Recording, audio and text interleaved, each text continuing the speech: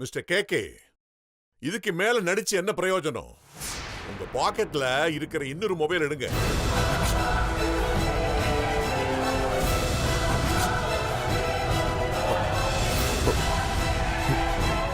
Sir phone ring ஆகுது sir. அந்த போன்ல ரிங் ஆகிற நம்பர் 4806 முடியுதான்னு பாருங்க. ஆமா சார். அந்த போனையும் பில்லையும் கொடுமா. அது ஏன் நம்பர் தான், அட்டெண்ட் பண்ணி பேசு. Hello hello Parasuram sir. Sir Yes. பேசுறது கேக்குதா சார்? எஸ், சரிங்க sir. that's it, your honor. அது கேகேயோட இன்னொரு மொபைல். மாயாவோட அப்பா கேகேங்கிற கிருஷ்ணகுமார் தான் இந்த கேஸ்லயே மெயின் கிரிமினல். அதுக்கு ஐடியா கொடுத்தது இதோ ஐயா, நம்ம எதிர்தரப்பு வக்கீல். யுவர் ஆனர், இப்ப நான் காட்ட போற ஆதாரத்தை நீங்க பாத்தீங்கன்னா இந்த கேஸ் இந்த நிமிஷமே முடிஞ்சிடும்.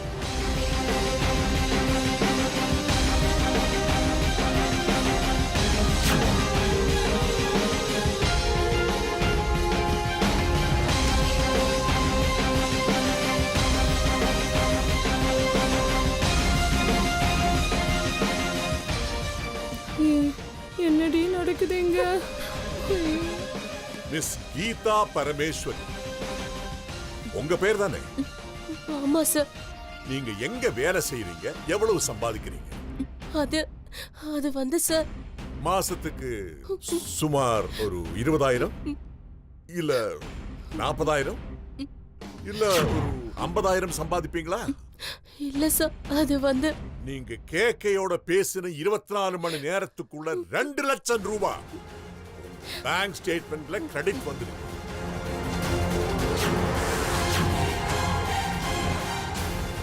இன்னும் சொல்ல போனா கடந்த 2 வருஷத்துக்கான உங்க ஃபுல் பேங்க் ஸ்டேட்மெண்ட் என் கையில வச்சிருக்கேன்.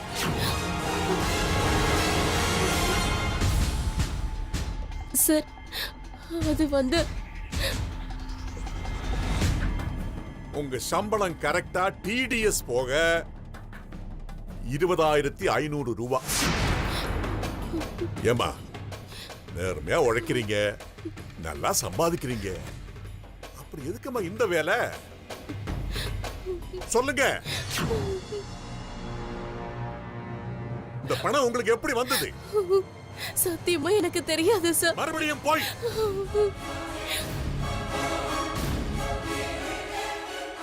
யுவர் ஆனர், இந்த பணம் மிஸ்டர் நந்தகுமார் பேங்க் அக்கவுண்டில் இருந்து இந்த பொண்ணோட பேங்க் அக்கவுண்டுக்கு நெட் டிரான்ஸ்பர் ஆயிருக்கு. மிஸ்டர் நந்தகுமார் கேகேயோட பழைய மேனேஜர். அந்த நந்தகுமாரோட பர்சனல் செக்ரட்டரி தான் இந்த பெண் கீதா. மிஸ்டர் நந்தகுமார் 15ஆம் தேதியே சிங்கப்பூர் போயிட்டாரு. அவங்க இவங்களுக்கு டிரான்ஸ்பர் பண்ண அமௌண்ட் தான் இந்த 2 lakhs. சொல்ல போனா இவங்களும் 2 வருஷம் முன்னாடி கேகேயோட கம்பெனி தான் வேலை செஞ்சுட்டு இருந்தாங்க. அவருக்கு இவங்களை நல்லாவே தெரியும். சார், அதெல்லாம் எனக்கு தெரியாது சார். நான் அவர் கம்பெனில வேலை செஞ்சேன், அப்பதான் சார் தெரியும். ஓ, கொஞ்ச நேரம் முன்னாடி தான் அவர் யாருன்னு சுத்தமா தெரியாது அப்படின்னு சொன்னீங்க. அவரை முன்னாடி பார்த்ததே இல்லைன்னு சொன்னீங்க. இப்ப பழைய பாஸ்ன்னு சொல்றீங்க.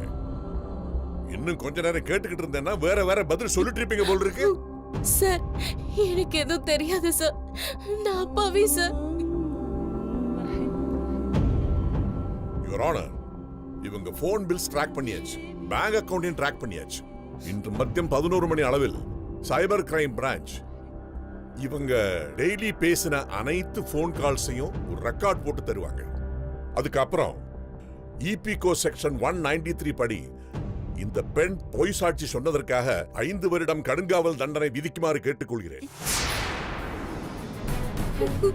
சார், வேண்டாம் சார், ப்ளீஸ் சார், தயவு செஞ்சு விட்டுருங்க சார். நான் எல்லா உண்மையும் சொல்லிடுறேன் சார். வக்கீல் சார், சார் என்ன சார் இவர் சிறை தண்டனை எல்லாம் சொல்றாரு? நீ வந்து சாட்சி சொன்னா ஒரு பொண்ணுக்கு உதவி செய்யலாம்னு சொன்னீங்க, பணம் கொடுத்தீங்க, அதான் வந்த. இப்ப இவர் பாட்டுக்கு ஜெயில்ன்றாரு, நீங்க பாட்டுக்கு பேசாம அமைதியா உட்கார்ந்துட்டு இருக்கீங்க. ஏதாவது செய்யுங்க சார். ஏமா அவரே உங்களுக்கு தெரியுமா? என்ன இதெல்லாம் பண்ண சொன்னதே அவர்தான். ஓ ஐ see. சார் என்ன மன்னிச்சிடுங்க சார், நான் தெரியாம பண்ணிட்டேன், என்ன விட்டுருங்க சார். யுவர் ஆனர், இந்த பெண் உண்மையை ஒப்புக்கொண்டதற்காகவோ அப்ரூவராக மாறி இந்த கேஸுக்கு பெரிதாக உதவியதற்காகவோ தகுந்த அபராதத்தை விதிக்கும்படி தாழ்மையுடன் கேட்டுக்கொள்கிறேன். நீங்க போலாமா? ரொம்ப தேங்க்ஸ் சார். ஒண்ணுமே தெரியாத சந்தோஷுக்கு எதிராக இந்த கேஸில் தோற்று விடுவோமோ என்ற பயத்தில் பொய் சாட்சியை உருவாக்கிய கேக்கே இன்று கையும் களவுமாக பிடிபட்டு விட்டார். அவர்தான் இந்த முழு சிசிடிவி நாடகத்திற்கு காரியகர்த்தா என்பதும், அவரை தூண்டிவிட்டு பிளான் செய்து அந்த பெண்ணை முழுவதாக பொய் சாட்சி சொல்ல கன்வின்ஸ் செய்தது இந்த எதிர்தரப்பு வக்கீல் தான் என்பது அந்த பெண்ணை ஒப்புக்கொண்டு விட்டார். அதனால் இவங்க செஞ்ச குற்றத்திற்கு தகுந்த தண்டனை வழங்குமாறு கனம் கோர்ட்டார் அவர்களை தாழ்மையுடன் கேட்டுக்கொள்கிறேன். எதிர்த்தரப்பு வக்கீலின் குற்றங்கள் நிரூபிக்கப்பட்டால் பார் கவுன்சில் அவர் மேல் அதிரடி நடவடிக்கை எடுக்கப்படும்.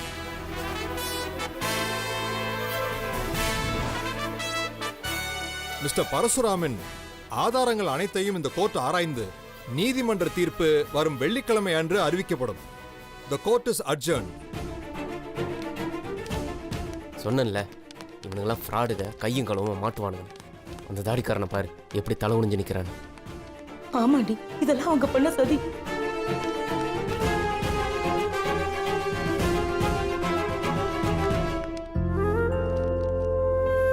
மாமா,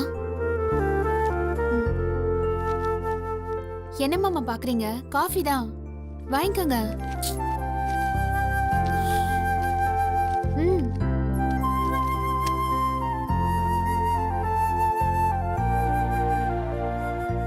ரொம்ப தேங்க்ஸ் மாமா. எதுக்கு? இல்ல, நேத்து நீங்க அப்படி பேசுவீங்கன்னு நான் நினைச்சு கூட பார்க்கல மாமா. நான் உங்களை ஏமாத்தி தான் அந்த ஃபங்க்ஷனுக்கு கூப்பிட்டேன், கேட்காம கொள்ளாம தான் மேடைக்கு கூப்பிட்டேன். நீங்க அதை கொஞ்சம் கூட எதிர்பார்க்காம உங்களை பத்தின எல்லா உண்மைகளையும் பேசுனீங்க. நீங்க நினைச்சிருந்தா என் மேல கோவப்பட்டிருக்கலாம் மாமா. இல்ல, இவ சொல்றதெல்லாம் பொய், இப்போதைக்கு எங்களுக்குள்ள பேச்சுவார்த்தையே கிடையாது, அவளை பிடிக்காம தான் டைவர்ஸ் பண்ண போறேன்னு என்ன தரக்குறைவா பேசிருக்கலாம். ஆனா நீங்க அப்படி எதுவுமே பண்ணல மாமா. ரொம்ப பெருந்தன்மையா நடந்துக்கிட்டீங்க. நான் உங்களை ரோடுலாம் கூட பார்க்காம எத்தனையோ வாட்டி எப்படி எப்படி அவமானப்படுத்திருக்கேன், எவ்வளவோ கேவலமா பேசிருக்கேன். ஏன் எங்க ஆபீஸ் செக்யூரிட்டியை விட்டு உங்களை துரத்த சொல்லியிருக்கேன். ஆனா அதே ஆபீஸ்க்கு நீங்க வந்து பழசு எதையுமே மனசுல வச்சுக்காம நான் மேலும் மேலும் வளரணும், என் லைஃப் ஒரு குறுகிய வட்டத்துக்குள்ளேயே இருக்க கூடாது, அதுக்காக தான் நான் இவ்வளவு டைவர்ஸ் பண்றேன்னு உங்க மனசுல இருக்கிற உண்மையை சொல்லி என்னையும் பெருமைப்படுத்திட்டீங்க. எப்படி சொல்றதுன்னு தெரியல மாமா. நீங்க இப்படி பேசுவீங்கன்னு நான் கொஞ்சம் கூட நினைச்சு பார்க்கல மாமா. ரொம்ப நன்றி மாமா. சரி, இப்ப என்ன அதுக்கு? இல்ல, உங்ககிட்ட நான் ஒரு விஷயம் சொல்லணும். என்ன? அத எப்படி சொல்றதுன்னு தான் எனக்கு தெரியல. எதுவா இருந்தாலும் சுத்தி வளைக்காம நேரடியா சொல்லு. இன்னும் 2 நாள்ல எனக்கு பிறந்த நாள் வருது மாமா. ஓ அப்படியா? சரி, அதுக்கு இப்ப என்ன பண்ண சொல்ற? என் பிறந்த நாள் அன்னைக்கு நீங்க எனக்காக ஒரு விஷயம் பண்ணுவீங்களா மாமா? இந்த பாரு, இந்த பிறந்த நாள் எல்லாம் நீ உங்க அம்மா அப்பா கிட்ட சொல்லு, அவங்களா எதனா உனக்கு பார்த்து பண்ணுவாங்க. நமக்குள்ள எல்லாம் முடிஞ்சு போச்சு. இந்த பிறந்த நாள் விசேஷம் அப்படியெல்லாம் நமக்குள்ள எதுவும் கிடையாது, புரியுதா? இப்படி எல்லாம் நீங்க சொல்லுவீங்கன்னு எனக்கு நல்லா தெரியும் மாமா. தெரியுதுல்ல, அப்புறம் என்னத்துக்கு தெரிஞ்சே வந்து இதெல்லாம் என்கிட்ட சொல்லிட்டு இருக்க? எதிர்பார்ப்பு மாமா, எதிர்பார்ப்பு. கடைசியில நாம எல்லாரும் செத்துருவோம்னு தெரிஞ்சோம் வாழறது இல்லையா? ஒரு நாள் வாழற விட்டில் பூச்சி கூட வாழணும்னு நினைக்குதுல மாமா. அதே மாதிரிதான் நம்ம உறவை நீங்க முறிச்சுக்கணும்னு நினைக்கிறீங்க. நான் ஒரு நாள் உங்க கூட வாழ்ந்தாலும் சந்தோஷமா வாழணும்னு நினைக்கிறேன் மாமா. இப்ப என்ன சொல்ல வர? என் பிறந்த நாள் அன்னைக்கு காலையில இருந்து ராத்திரி வரைக்கும் ஒரு நாள் முழுக்க நீங்க என் கூட இருக்கணும். எது? ஆமா மாமா, எத்தனையோ நாள் எத்தனையோ மாசம் நான் கண்ணீரும் கம்பளியுமா வாழ்ந்துட்டேன். என் பிறந்த நாள் அன்னைக்கு ஒரு நாள் மட்டும் நான் சந்தோஷமா இருக்கணும்னு ஆசைப்படுறேன் மாமா. அந்த ஒரு நாள் மட்டும் நீங்க முழுக்க முழுக்க என் கூட இருப்பீங்களா? சொல்லுங்க மாமா, அந்த ஒரு நாள் மட்டும் என் கூட இருப்பீங்களா? ஏய், எதுக்கு இப்ப லூஸ் மாதிரி பேசினு இருக்க? இத்தனை நாள் வாழாதான் நம்ம அந்த ஒரு நாள்ல வாழ்ந்து கிழிச்சிட போறோம். ஆமா மாமா, இத்தனை நாள வாழாத வாழ்க்கை தான் அந்த ஒரு நாள் நான் வாழ போறேன். நீங்க என்னை விட்டு பிரிஞ்சே ஆகணும்னு இவ்வளவு உறுதியா இருக்கீங்க. இதுக்கு மேலயும் நான் உங்களை கஷ்டப்படுத்த விரும்பல மாமா. அந்த ஒரு நாள் முடிஞ்ச உடனே அதுக்கு மேலயும் நீங்க என்ன டைவர்ஸ் பண்ண விரும்புனீங்கன்னா நானே டைவர்ஸ் பேப்பர்ல கையெழுத்து போட்டு கொடுத்துறேன் மாமா. முடிய போற வாழ்க்கையில ஒரு நாள் ஒரு சின்ன அற்ப சந்தோஷம், உங்க கூட சந்தோஷமா வாழ்ந்தே ஆகணுங்கிற என்னோட பல நாள் ஆசைக்காக நான் ஒரு நாள் தான் மாமா கேக்குறேன். முடியாதுன்னு மட்டும் சொல்லிடாதீங்க ஏய், மாமா. இங்க பாரு, நீ அழுதெல்லாம் எதுவும் ஆக போறது இல்ல. நீ டைவர்ஸ் பேப்பர்ல கையெழுத்து போட்டாதான் எனக்கு சந்தோஷம். உன் பிறந்த நாளோட உனக்கு எனக்கு இருக்கிற பந்தம் முடிஞ்சிருச்சு. அடுத்த நாள்ல இருந்து நம்ம 2 பேரும் நிம்மதியா வாழலாம். ஆனா அந்த ஒரு நாள் சந்தோஷமா இருக்கணும்னு சொல்ற பாரு, அதெல்லாம் பேசுறதுக்கு வேணா நல்லா இருக்கும். நடைமுறை வாழ்க்கைக்கு அதெல்லாம் சாத்தியம் கிடையாது. நீங்க என்கிட்ட டைவர்ஸ் கேக்குறீங்க, அதுதான் நான் கொடுக்கறேன்னு சொல்லிட்டேனே. ஆனா அதுக்கு முன்னாடி முடிய போற வாழ்க்கை மாமா நம்மளது. தயவு செஞ்சு அது முடியும் போது கூட எனக்கு ஏமாற்றத்தை கொடுத்துடாதீங்க மாமா. கடைசியா கையில டைவர்ஸ் கொடுக்குறேன்னு ஒத்துக்கிட்டா. இத்தனை நாள் அவளுக்கு ஒரு நல்ல வாழ்க்கை கிடைக்கலன்னு தானே நம்ம போராடிட்டு இருந்தோம். இந்த ஆசையை மட்டும் அவளுக்கு நிறைவேற்றிட்டா அவ நீ நல்லா வாழுவா. சரி சரி, அழாத, உன் இஷ்டப்படியே செய்ய.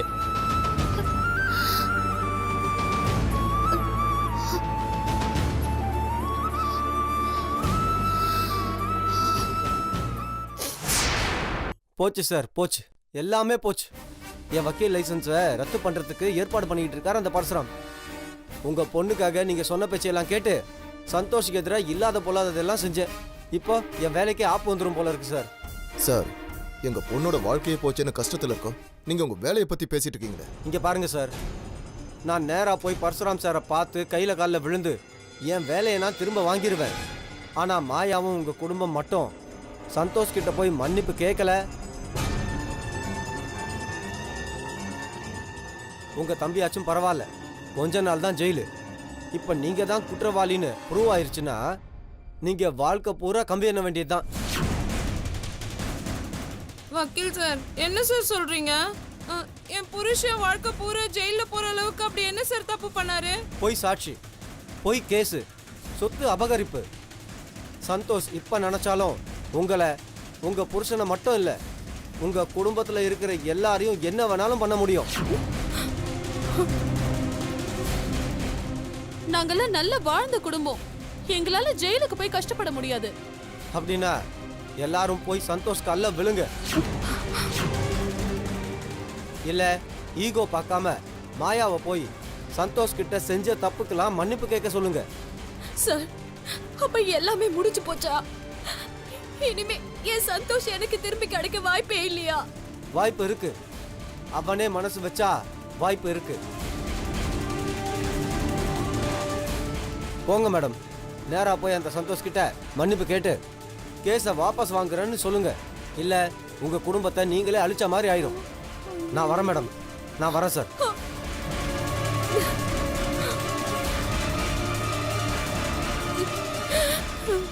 மாயா, ஒரு நிமிஷம். நான் தலை குனிஞ்சாலும் என்னைக்கு நான் உன்னை தலை குனிய விட்டதில்ல. சரியோ தப்போ, நீ சின்ன குழந்தையில இருந்து இது வரைக்கும் நீ எது கேட்டாலும் நான் வாங்கி கொடுக்காம இருந்ததில்ல. ஆனா நீ வாழ்க்கையில் ஆசைப்பட்டு கேட்ட ரொம்ப முக்கியமான விஷயம் சந்தோஷ் தான். எவ்வளவு போராடியும் அவனை என்னால உனக்கு கல்யாணம் பண்ணி வைக்க முடியல. ஐ எம் வெரி சாரி மாயா, என்னை மன்னிச்சிரு. டாடி, என்ன இதெல்லாம்? நீங்க எனக்காக செஞ்சதெல்லாம் சின்ன காரியமா? எவ்வளவு பெரிய ஸ்டேட்டஸ்ல இருந்த ஆள் நீங்க. எனக்காக வீட்டை விட்டு வந்து இவ்ளோ அவமானத்தையும் தாங்கி கோர்ட்டு கேஸ்ன்னு அலைஞ்சு கஷ்டப்படுறீங்க. என் ஒருத்தியோட ஆசைக்காக நான் இவ்ளோ கஷ்டப்படுத்தி இருக்கேன்னு நினைக்கும் போது என் மேல எனக்கே அவமானமா இருக்கு டாடி.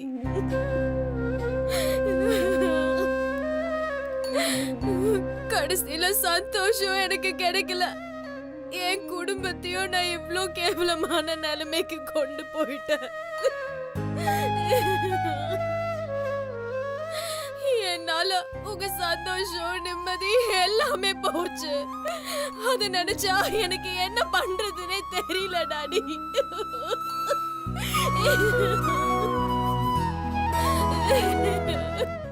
அப்ப மன்னிப்பு கேளு மாயா. வக்கீல் சொன்னது கேட்டல. நீ மட்டும் சந்தோஷ் கிட்ட போய் மன்னிப்பு கேட்டனா அவன் மன்னிச்சிருவான். உனக்காக இது வரைக்கும் நாங்க தான் கஷ்டப்பட்டிருக்கோம். இதுக்கு மேலேயே நீ விடாப்படியா இருந்தன்னு வச்சுக்கோயேன், நாங்க எல்லாரும் ஜெயில தான் போய் இருக்கணும் மாயா. வேற வழியே இல்லை மாயா. நாம தான் குற்றவாளின்னு கோர்ட்ல ப்ரூவ் ஆயிடுச்சுன்னா நம்மளோட சொந்தக்காரங்க ஃப்ரெண்ட்ஸு யாருமே நம்மளை மதிக்க மாட்டாங்க. நாம ராஜா மாதிரி வாழ்ந்த குடும்பம் குற்றவாளி மாதிரி கூனி குறுகி அவமானப்பட்டு வாழ முடியாது மாயா. டாடி அப்படிலாம் சொல்லாதீங்க டாடி. எனக்கு என் சந்தோஷம் விட என் அம்மா அப்பா தான் முக்கியம். உங்களுக்காக நான் என்ன வேணாலும் செய்வேன் டாடி. உன்னால முடியுமா மாயா? முடியும் டாடி. நான் என்ன செய்யணும்னு மட்டும் சொல்லுங்க. சந்தோஷ் கிட்ட மன்னிப்பு கேட்கணும். நீ சந்தோஷ் கிட்ட போய் நான் மட்டும் இல்ல என் குடும்பமே உங்ககிட்ட மன்னிப்பு கேட்கிறோம், நாங்க திருந்திட்டோம், இனிமே உன் வாழ்க்கையில நாங்க குறுக்கவே வரமாட்டோம், ஏன் கேஸ கூட நாங்க வாபஸ் வாங்கிட்டோம் அப்படின்னு சொல்லிட்டு வந்துரு மாயா. அதுவே போதும். சந்தோஷ் தான் வேணும்னு உன் மனசுல இருக்கிற ஆசையை விட்டுரு மாயா. ஒரே ஒரு முறை உன் அப்பா அம்மாக்காக யோசி. தயவு செஞ்சு அவன் கிட்ட போய் மன்னிப்பு கேள்றி. என்னால இந்த வயசுல இதுக்கு மேல கஷ்டப்பட முடியாதுரி. உன்னை கெஞ்சி கேக்குறேன்டி. மா என்னம்மா என்ன போய் கை எடுத்து கும்பிடுற? டாடி இப்ப என்ன செஞ்ச தப்புக்கெல்லாம் நான் போய் சந்தோஷ் கிட்ட மன்னிப்பு கேட்கணும், அவ்வளவுதானே? நீ இப்பவே போற, நான் அவன்கிட்ட மன்னிப்பு கேட்கிறேன். என்னால இனிமே உங்களுக்கு எந்த கஷ்டமும் வராது டாடி. I promise. ஒரு நிமிஷம் மாயா. நானும் வக்கீல் சாரும் சந்தோஷ் கிட்ட மன்னிப்பு கேட்கணும்னு ஏற்கனவே முடிவெடுத்திருந்தோம். இதோட எல்லா பிரச்சனையும் தீந்துரும்னு கோயில்ல வேண்டிக்கிட்டு இந்த பிரசாதத்தை எடுத்துட்டு அவன் வீட்டு வரைக்கும் போயிட்டேன். ஆனா உள்ள போக மனசு வரல. என்னதான் இருந்தாலும் அவன் வயசுல சின்னவன் இல்லையா? இல்லைன்னா நானே அவன் காலில் விழுந்து. டாடி நான் இருக்கிற வரைக்கும் நான் உங்களை யார்கிட்டயுமே தலை குனிய விட மாட்டேன். அதை என்கிட்ட கொடுங்க. இதெல்லாம் உங்க தப்பு இல்ல, நான் செஞ்ச தப்பு. நான் செஞ்ச தப்புக்காக நானே போய் சந்தோஷ் கிட்ட மன்னிப்பு கேட்கிறேன். வரேன் டாடி.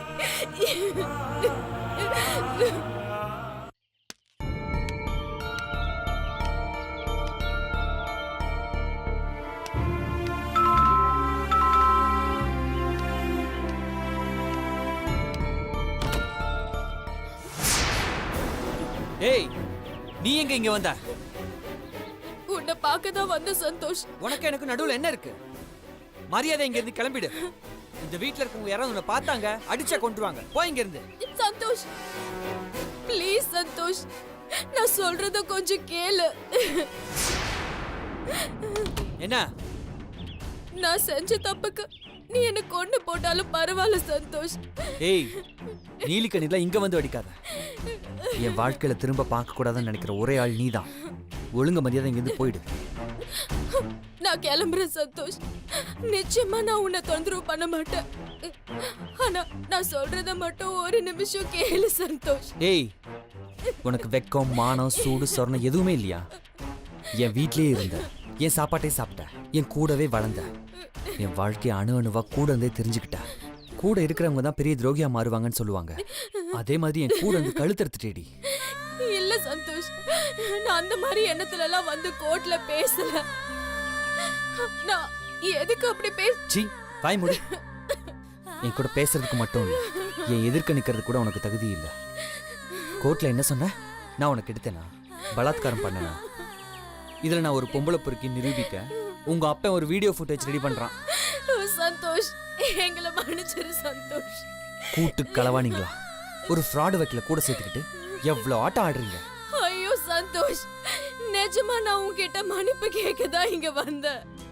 மன்னிப்பா? போய் அவன்கிட்ட மன்னிப்பு கேளு. அவன் ஒரு இழிச்சவாயன். அவன்கிட்ட நீ அழுதனா மனசிறங்கி உன்னை மன்னிச்சிருவான்.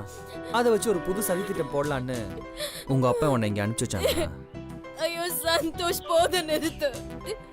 நான் ஏற்கனவே சுக்குநூறா உறைஞ்சு போயிருக்கேன். என்ன உன் வார்த்தையால கொல்லாத. நான் நிஜமாவே உன்கிட்ட மன்னிப்பு கேட்கணும்னு தான் வந்தேன்.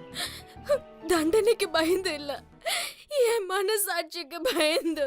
என்னது மனசாட்சி? உனக்கா? சூப்பர். உங்க புது நாடகம் சூப்பர். அது எப்படி? உங்க குடும்பம் எல்லாம் சேர்ந்து ரூம் போட்டு யோசிச்சீங்களா? சந்தோஷ், ஏன் சந்தோஷ் இப்படி எல்லாம் பேசுற? வேற எப்படி பேசு? ஹேய், கத்தி ஏதாவது மறைச்சு வச்சிருக்கேன்? நான் அசந்த நேரமா பார்த்து உங்க அப்பா என்ன முதுகுல குத்த சொன்னானா? ஐயோ சந்தோஷ், அப்படி எல்லாம் பேசாத சந்தோஷ். முதுகுல குத்துறது ஒன்றும் உங்க குடும்பத்துக்கு புதுசு இல்லையே. போதும் சந்தோஷ், நிறுத்து. நான் அவ்வளோ போய் சொன்னதும், கோர்ட்ல வைக்கிறது விட்டு நீ எனக்கு எடுத்தேன்னு சொன்னதும் எல்லாமே நான் உன் மேல வச்சிருக்க அளவுக்கு அதிகமான காதல் தானே சந்தோஷ். ஏய், நான் கல்யாணம் ஆனவன். இன்னொரு வாட்டி காதல் கத்திரிக்கான்னு ஏதாவது சொன்ன, நீ எப்படி செல்விய தவிர எந்த பொண்ணையும் திரும்பி பார்த்தது இல்லையோ, அதே மாதிரி 20 வருஷம் சந்தோஷ், 20 வருஷம் நான் எந்த பையனையும் நினைச்சு கூட பார்த்தது இல்ல. அதான் இப்ப எல்லாம் முடிஞ்சிருச்சுல்ல. உன் பொய் கேஸ் எல்லாம் தவிடுபடி ஆயிடுச்சுல்ல. எதுக்கு தேவையெல்லாம் பழைய கதையெல்லாம் பேசிக்கிட்டு? அதான் நமக்குள்ள எல்லாம் முடிஞ்சு போச்சுல்ல. கிளம்பு. பழைய கணக்கு இல்ல சந்தோஷ், என் வாழ்க்கை, நான் வாழற வாழ்க்கை. அதுக்காக நான் செஞ்சதெல்லாம் சரின்னு சொல்ல வரல.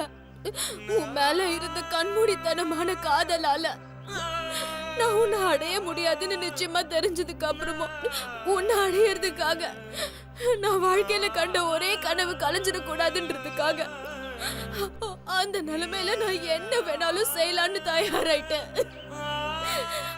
அத சொல்லாம தான் சந்தோஷ் நான் வந்தேன். அதுக்கு இப்ப என்னங்கிற? ஒன்னால சந்தோஷ், நான் செஞ்சதெல்லாம் தப்பு.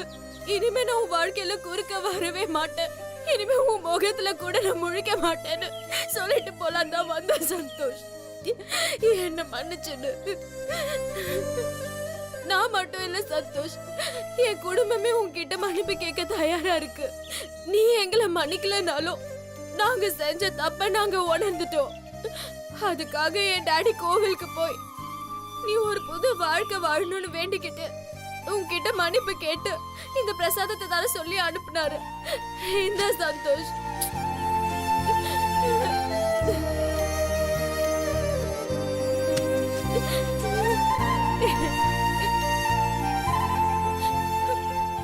இது உனக்காக வேண்டி எடுத்துட்டு வந்த கோவில் பிரசாதம் சந்தோஷ். இத நீ எடுத்துக்கிட்டா என்ன மன்னிச்சுட்டேன்னு அர்த்தம். இல்லனா அப்புறம் உன் இஷ்டம். கடைசி ஒண்ணு மட்டும் சொல்லிக்கிறேன் சந்தோஷ், நான் உன்னை அடைய நினைச்ச பாதம் வேணா தப்பா இருக்கலாம், ஆனா என் காதல் உண்மையானது சந்தோஷ். நான் உன் மேல வச்சிருந்த அன்ப என்னால மறக்கவும் முடியாது, உன்னால மறக்கவும் முடியாது. நான் வரேன் சந்தோஷ்.